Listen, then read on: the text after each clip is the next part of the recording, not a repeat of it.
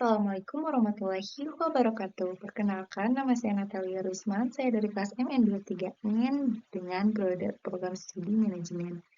Saya memenuhi tugas proyek dengan judul evaluasi software sistem manajemen.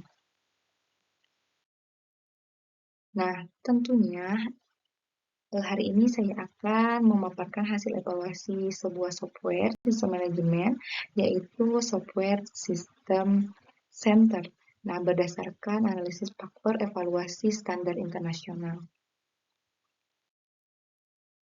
Nah, di sini terdapat latar belakang, di mana tentunya pengelolaan sistem TI dan semakin kompleks juga dalam organisasi tersebut. Nah, jadi seiring berkembangnya organisasi tersebut, infrastruktur TI ini menjadi sangat kompleks. Untuk itu, software sistem manajemen ini dibutuhkan agar pengelolaan server atau aplikasinya tersebut dan layanan TI itu tetap optimal dan aman.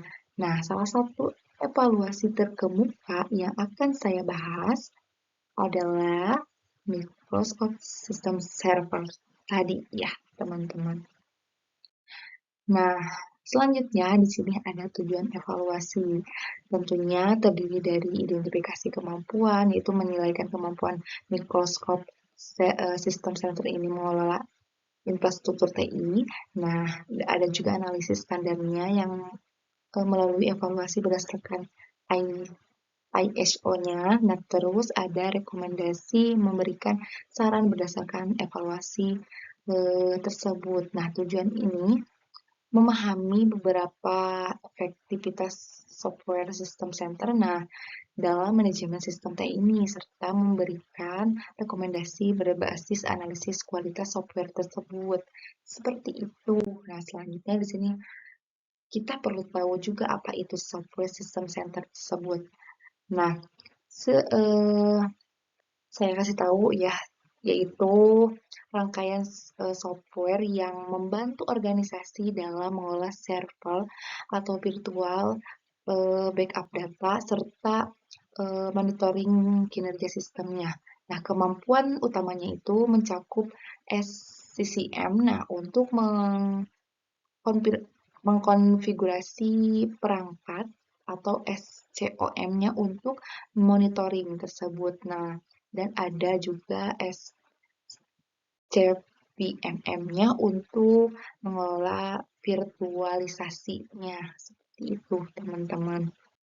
Nah, ada juga identifikasi software-nya. Nah, di sini ada aspek nama-nama software-nya. Nah, ada keterangannya juga. Nah, saya sedikit jelaskan secara spesifik. Sistem center ini diklasifikasikan sebagai sistem manajemen software dengan fungsi utama mendukung deployment aplikasi dan monitoring infrastruktur serta backup dan restore data TI perusahaan seperti itu ya. Nah, selanjutnya di sini ada komponen utamanya. Komponen utama software system center ini. Nah, terdiri dari configuration manager. Nah, yaitu mengelola configuration perangkat atau softwarenya seperti itu.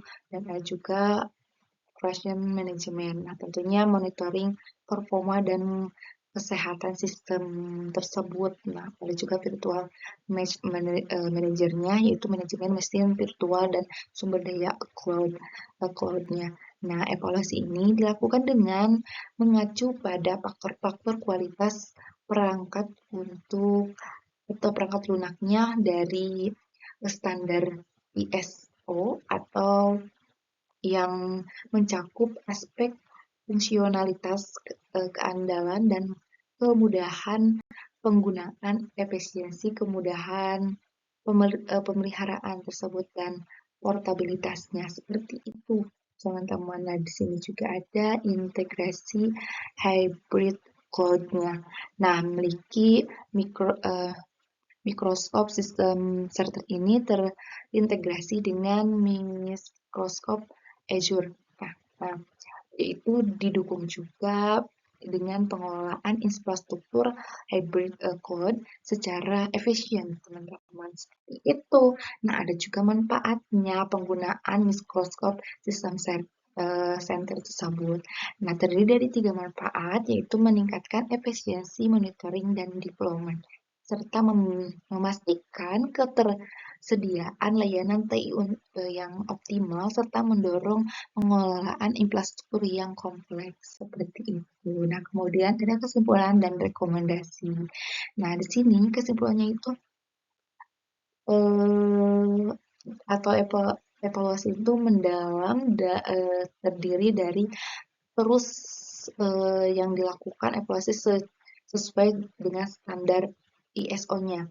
Nah, serta optimalkanlah penggunaan manfaat atau fitur lengkap mikroskop sistem center ini, serta ada integrasi cloud-nya, yaitu perkuatkan integrasi dengan mikroskop Azure-nya. Seperti itu, teman-teman. Mungkin cukup sekian yang dapat saya sampaikan. Mohon maaf apabila ada salah-salah kata dan karena saya masih dalam tahap pembelajaran.